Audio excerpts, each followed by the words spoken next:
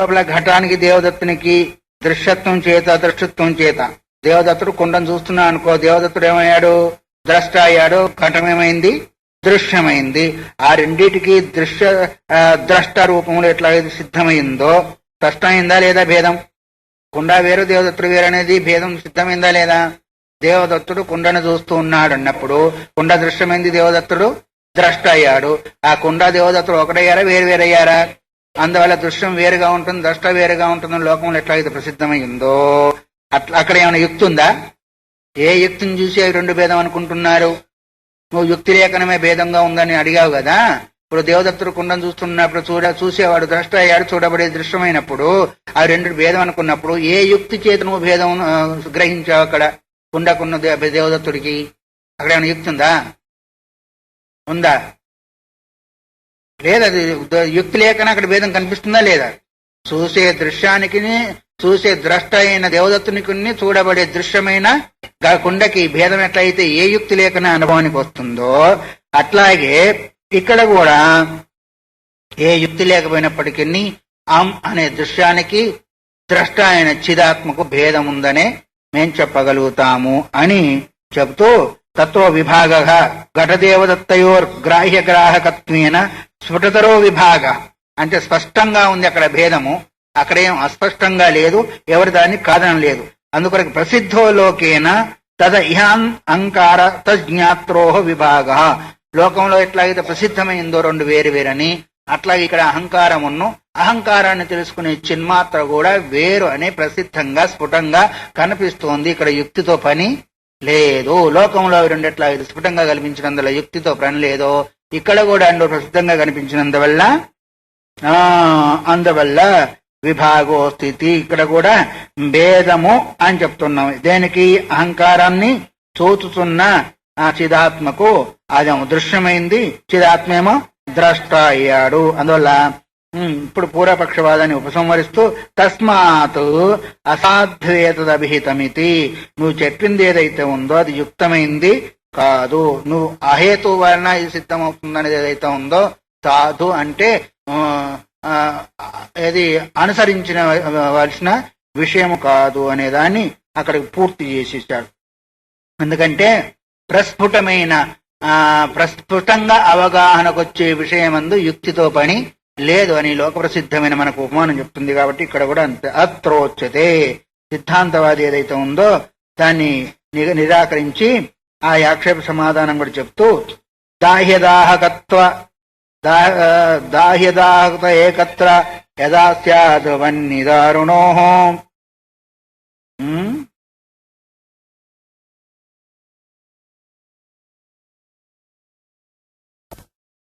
యథా స్యాద్ వన్నిదారుణో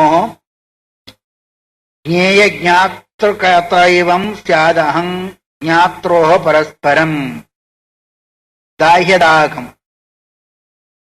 అగ్ని ఉంది, కర్ర ఉంది, ఒకటేమో దహిస్తూ ఉంది, ఒకటేమో దహింపబడుతూ ఉంది.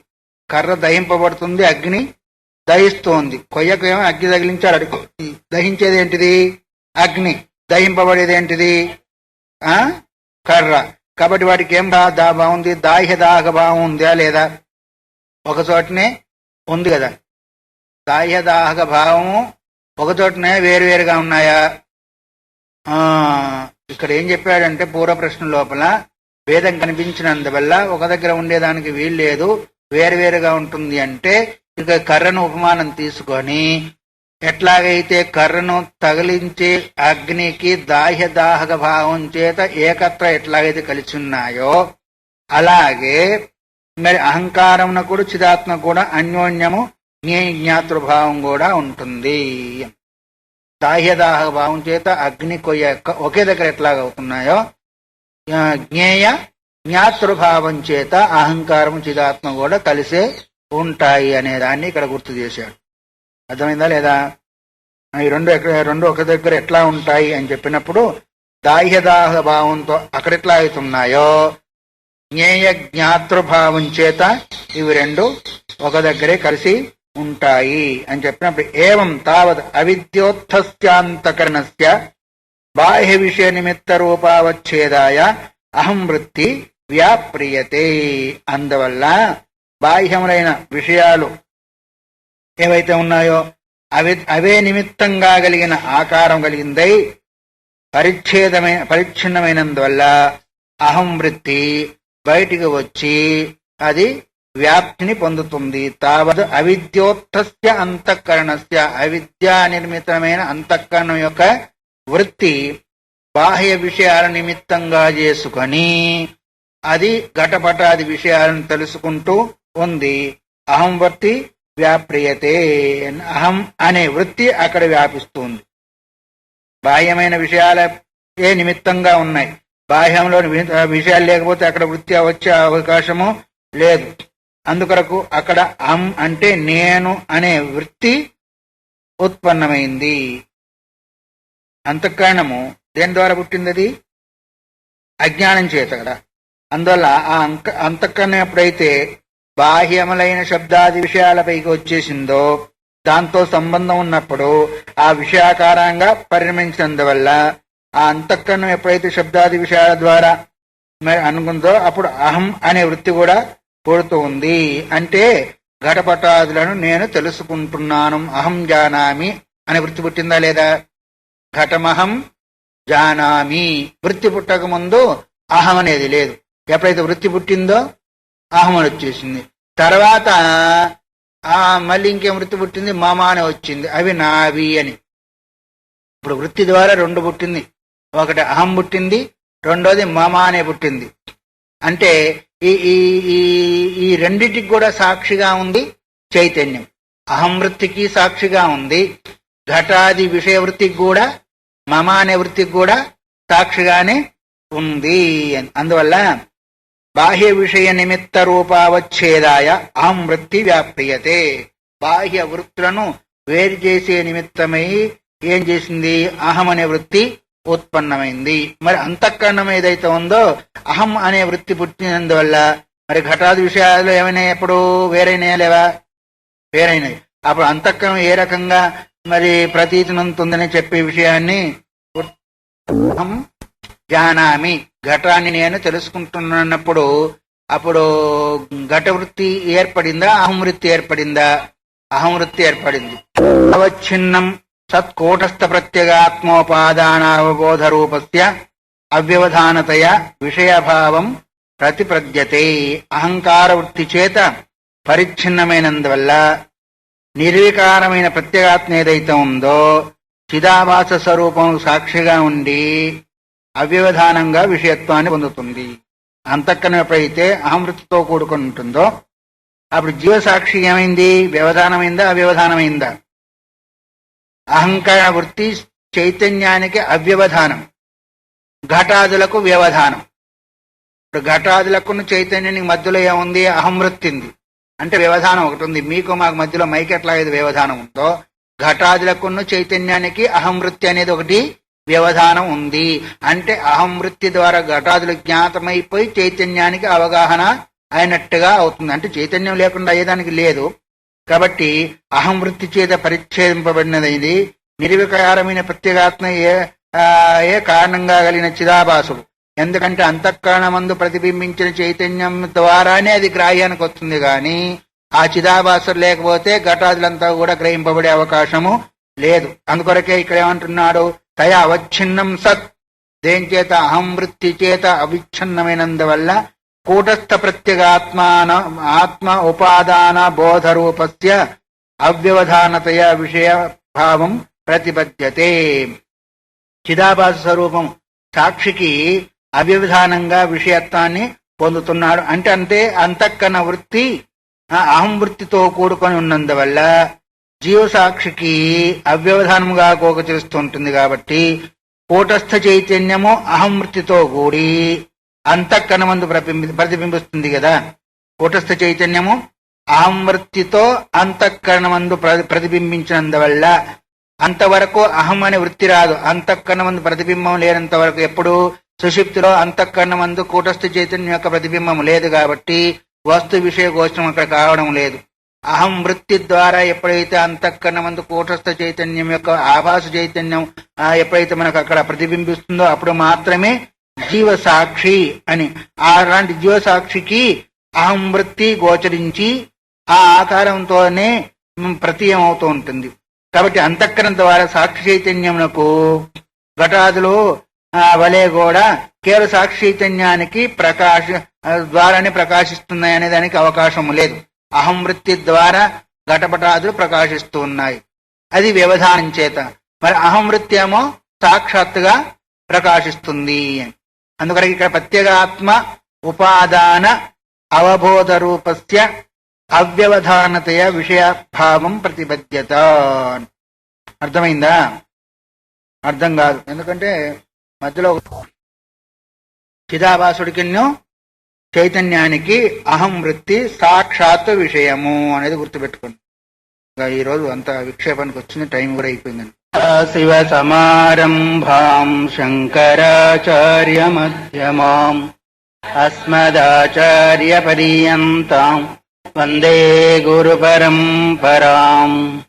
ఓం సహనావవతు సహనో భునక్తు సహ వీర్యం కరవావహై తేజస్వినావధీతమస్తు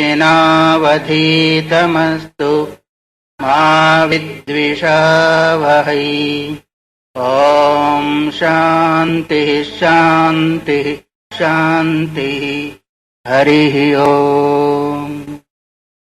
కూటస్థ ప్రత్యేగాత్మ ఉపాదానావబోధరూపస్య అవ్యవధానతయ విషయభావం ప్రతిపద్యత ఇది అహంవృత్తి చేత పరిచ్ఛేదింపబడినదే నిర్వికారణమైన ఆ ప్రత్యేగాత్మయే చిదాభాస స్వరూపం. అంటే సాక్షికి అవ్యవధానంగా ఏమాత్రం కూడా మధ్యలో వ్యవధానం లేకుండా విషయ రూపాన్ని ధరిస్తుంది అనే విషయాన్ని ఇంతవరకు మనము నిన్న అనుసంధానం చేశాం. తర్వాత దాన్ని చెప్తూ తత్ర తయోర్జ్ఞాత్ర అహంతారూపయో అవభాసకావభాస్యత్వ సంబంధ వ్యతిరేకేన నాణ్య సంబంధాంతరం ఉపపద్యతే. ఈ విధంగా ఉన్నప్పుడు అజ్ఞాతకు అంటే సాక్షికి అహంకారానికి ఏం సంబంధము? అహంకారం అంటే ఇక్కడ అంతఃకరణం. సాక్షికున్న మీ ఇద్దరికి ఏం సంబంధం అంటే ఏదో ఒక సంబంధం చెప్తారు లేదా? అట్లాగే అప్పుడు అహంకారానికి లేదా అంతఃకరణ వృత్తికి సాక్షికి సంబంధం ఏంటిది అంటే అవభాసక అవభాస్యత్వ సంబంధ వ్యతిరేకేన నాణ్య సంబంధ. అవభాసకము అవభాస్యం. అవభాసకము అంటే ప్రకాశింపచేసేది, అవభాస్యం అంటే ప్రకాశించేది. ప్రకాశింపచేసేది ఏంటిది? చిత్ స్వరూపము, చిత్ చైతన్యము. ప్రకాశించేది ఏంటిది? అహం వృత్తి. ఆ రెండింటికి అంతవరకే సంబంధం, ఇంకా వేరే సంబంధం ఏమీ లేదు, కుదరదు కూడా. అందువల్ల తయోర్ జ్ఞాత్ర అంతయో అరూపయో. జ్ఞాత్ర అంటే జ్ఞాత అంటే తెలుసుకునేవాడికి చిదాత్మకి అహం అహం జానామి నేను తెలుసుకుంటున్నాను అనే కదా వ్యవహారం జరుగుతుంది. తెలుసుకునేవాడు అనేదానికి అంతఃకరణ వృత్తికి అవభాసక అంటే ప్రకాశింపచేయడము, అవభాస్యము అంటే ప్రకాశింపడము.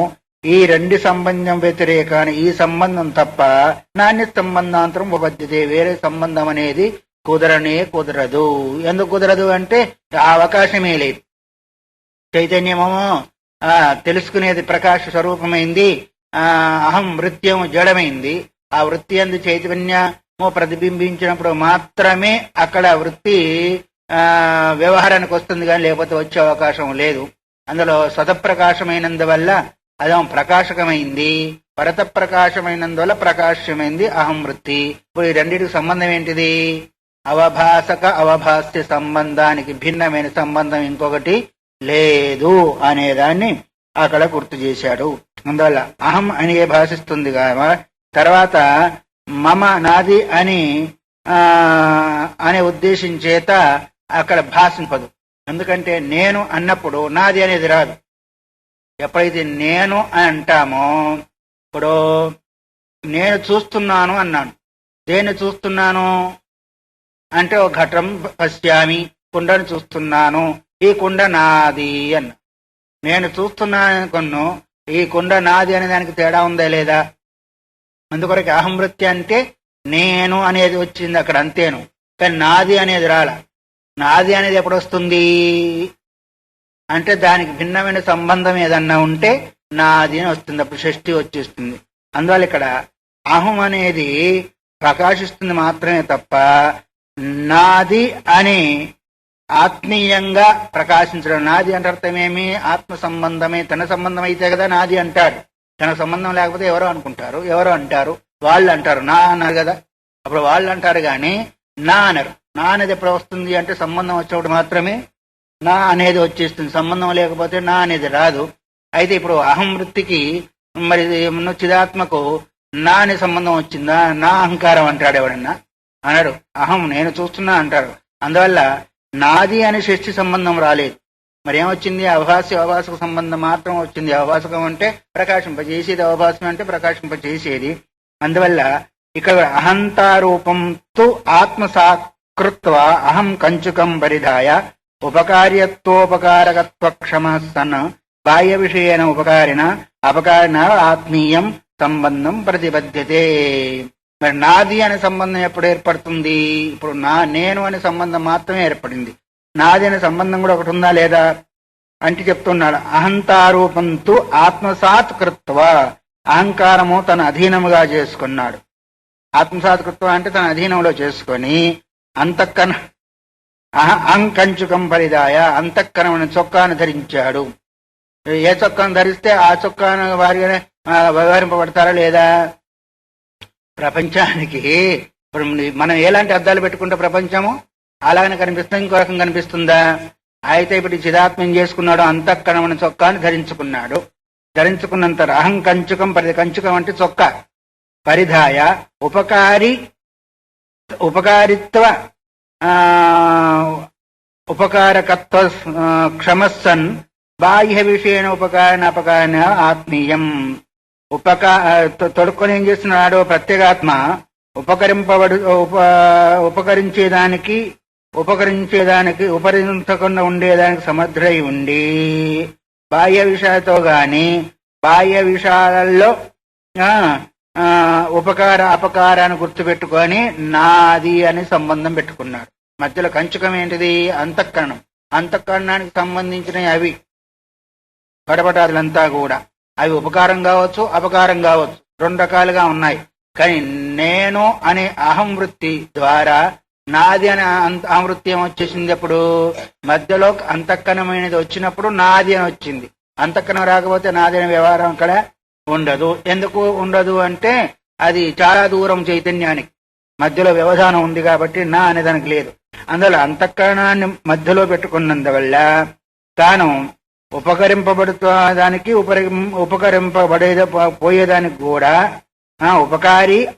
ఉపకార్యత్వ ఉపకారకత్వ క్షమస్తాను ఉపకార్యం చేస్తూ కూడా ఉపకారం పొందుతూ కూడా దేంచేత బాహ్య విషయేన ఉపకారిణ అపకారిణవ ఆత్మీయం సంబంధం.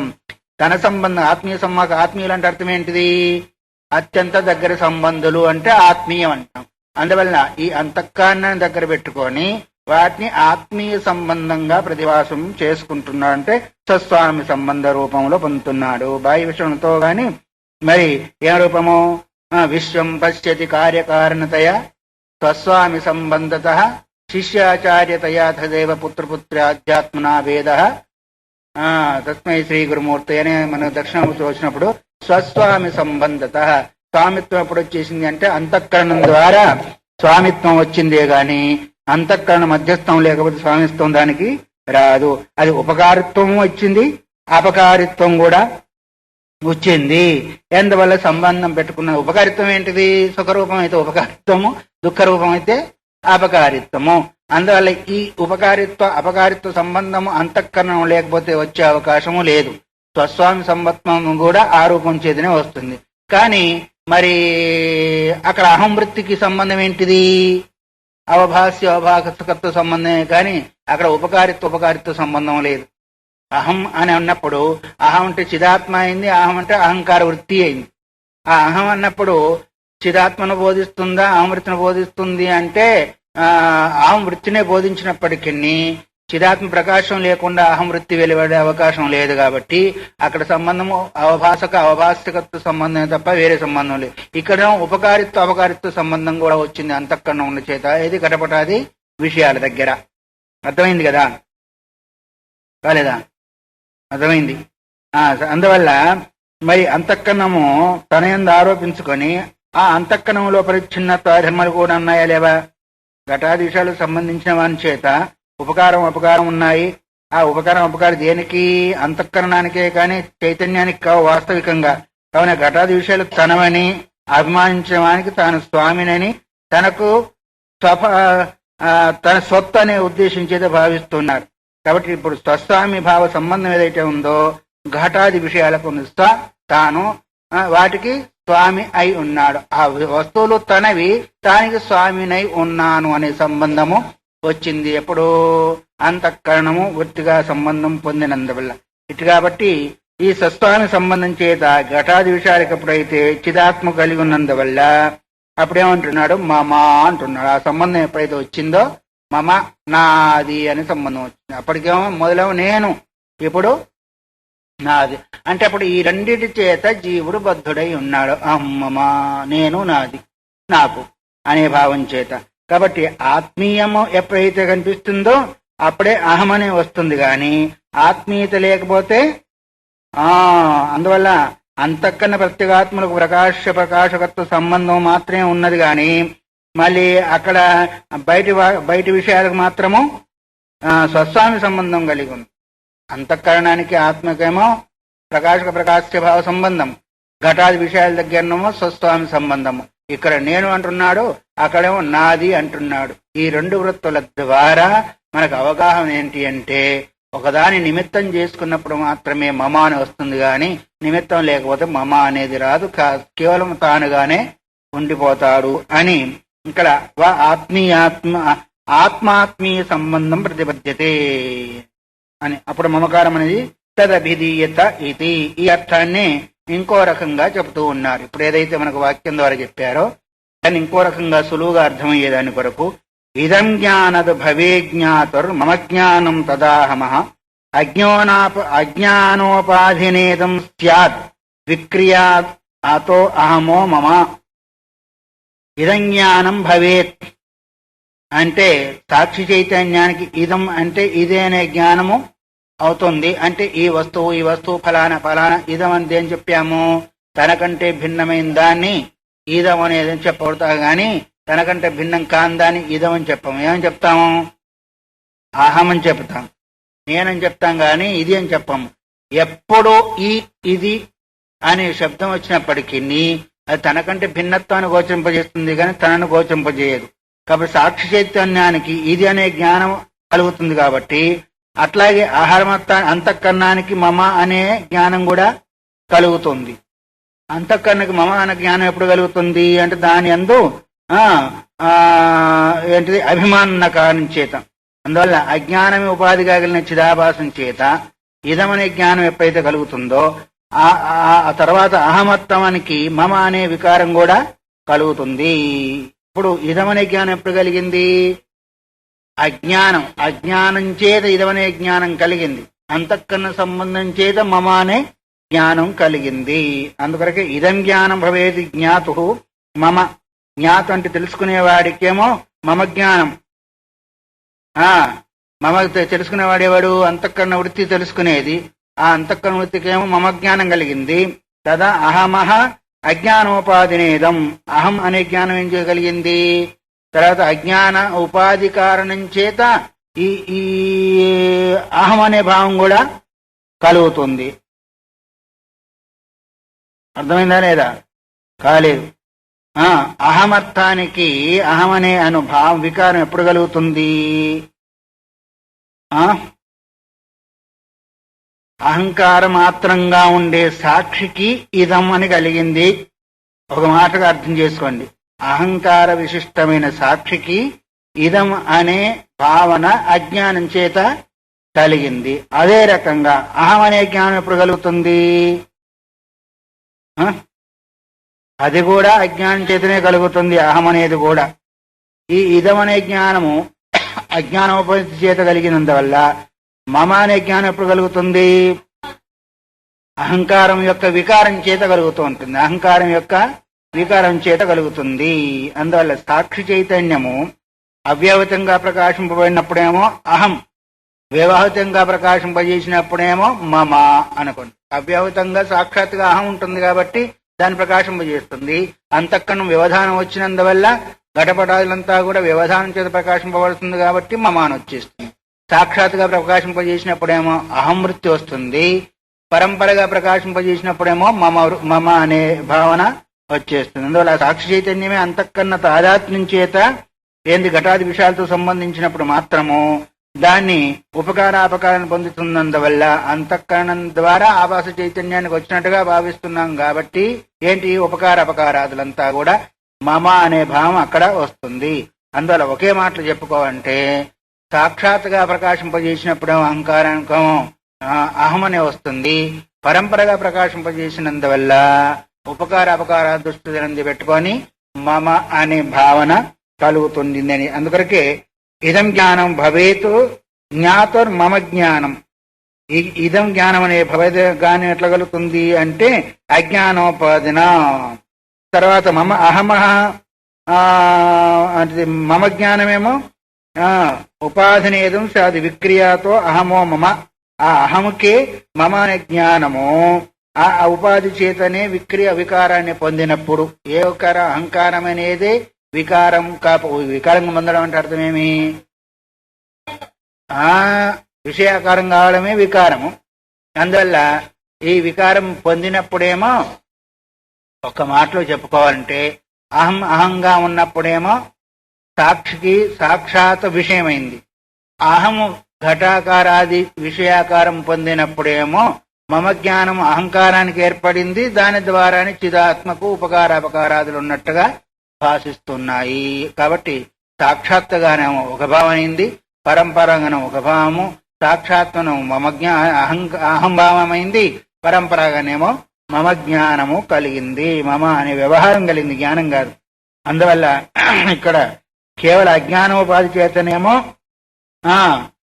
ఇదం జ్ఞానం కలిగింది, అహంకారం యొక్క వికారం చేతనేమో అంతఃకరణ తాదాత్మ్య చేతం చేయనో మమ జ్ఞానం కలిగింది. అంతఃకరణ తాదాత్మ్యం ఎవరికి కలిగింది అంటే చిదాభాసుడికి తాదాత్మ్యం కలిగినందువల్ల మమ. అసలు వాస్తవికంగా అంటే అంతఃకరణ సంబంధమే, ఎందుకంటే అంతఃకరణ వృత్తి ద్వారా కదా విషయాన్ని కూడా ప్రకాశిస్తున్నాయి. అందువల్ల అంతఃకరణం చేత తాదాత్మ్యం చెందిన కారణం చేత నావి అనుకుంటున్నాడు. ఇప్పుడు ఇక్కడ దెబ్బ తగిలింది, దెబ్బ తగిలితే ఈ దెబ్బ ఎవరికి గుర్తుకొచ్చేస్తుంది? అంతఃకరణానికి గుర్తుకొచ్చేస్తుంది. ఆ అంతఃకరణ తాదాత్మ్యం చేత తాదాత్మ్యం పొందినందువల్ల నాకేక తగిలింది అనుకుంటున్నాడు. నేను అన్నాడు మొదలు దీన్ని, ఇప్పుడు నాకు దెబ్బ తగిలింది అంటున్నాడు. మొదలమ శరీరాన్ని ఏమన్నాడు? నేను అన్నాడు. ఇప్పుడు నాకు దెబ్బ తగిలింది అన్నాడు. అంటే దెబ్బ తగిలింది ఎవరికి? అసలు వాస్తవికంగా శరీరానికి. శరీరంకి సంబంధం దేనికి ఉంది? అంతఃకరణానికి ఉంది. అంతఃకరణానికి తాదాత్మ్యం చెందిన కారణం చేత చిదాత్మకు కూడా ఉపకార అపకారాలు కలిగినట్టుగా అక్కడ భావన కలుగుతుంది. అందుకొరకు ఈ అహంకార మమకారాదులు రెండు వేరు వేరు భావాల్లో ఉన్నట్టుగా మనకు తోస్తూ ఉంటుంది. కాబట్టి సాక్షాత్తుగా ఒకటి తాదాత్మ్య భావం చేత అంతఃకరణ వ్యవధాన కారణం చేత ఆ అవ్యవధాన రూపంలో ఉండకుండా వికారం చెందిన ఆ అంతఃకరణమే మమ జ్ఞానాన్ని పొందుతూ ఉంటుంది అనే దాన్ని గుర్తు చేసి పూర్వ శ్లోకంలో ప్రతిపాదించిన అర్థాన్ని మరి పూర్వపక్షం ఏ విధంగా మళ్ళీ సందేహింపగలుగుతాడో దాన్ని కాస్త ఎత్తి చూపిస్తున్నాడు. ఏకస్యైవ జ్ఞాతుః అంతర్బాహ్య నిమిత్త భేదాత్ విభిన్నేపి విషయే ఇదం మమేది జ్ఞాన వైరూప్యం జాయత ఇత్యుక్తం. ముందేం చెప్పారు? ఒకే జ్ఞాతకు లోపల బయట అనే విషయాన్ని పురస్కరించుకుని కదా ఇప్పుడు వచ్చేసింది. అహమేమో లోపల ఉంది, గడపడాది విషయాలు మమేమో బయట ఉంది. దేనికి బయట? శరీరానికి బయట, శరీరానికి లోపల. ఒకడు జ్ఞాతి తెలుసుకునేవాడు ఎక్కడున్నాడు? లోపల ఉన్నాడు. అహం కూడా లోపలే ఉంది. మమ ఎక్కడున్నాయి?